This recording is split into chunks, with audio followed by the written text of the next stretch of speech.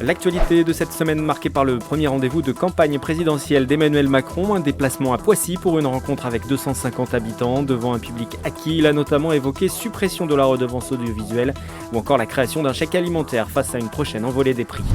En marge de ce déplacement, lundi se tenait aussi dans les Yvelines le départ de la deuxième étape du Paris-Nice. Après une première journée à Mantes-la-Ville, la course cycliste s'était lancée d'Auffargiste direction Orléans. Depuis plus de 10 ans, le département est partenaire de la société ASO, organisatrice de l'événement. Mardi 8 mars, journée internationale des droits des femmes, et dans le département, l'occasion d'inaugurer à Versailles un nouvel accueil de jour dédié aux femmes victimes de violences. C'est la 11e structure de ce type dans les Yvelines. Alors que la guerre perdure en Ukraine après les offensives russes, la solidarité s'organise. À Voisins-le-Bretonneux, une famille accueille déjà des premiers réfugiés, femmes et enfants.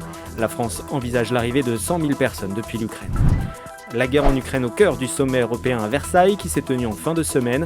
Prévue de longue date, cette rencontre finalement bousculée par le conflit a été l'occasion d'aborder les questions de défense de l'Union ou encore de sa dépendance énergétique.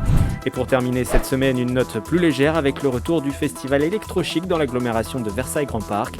Concerts et rencontres avec le monde de l'électro pendant plus d'une semaine après 2 années d'organisation compliquée avec la crise de la Covid.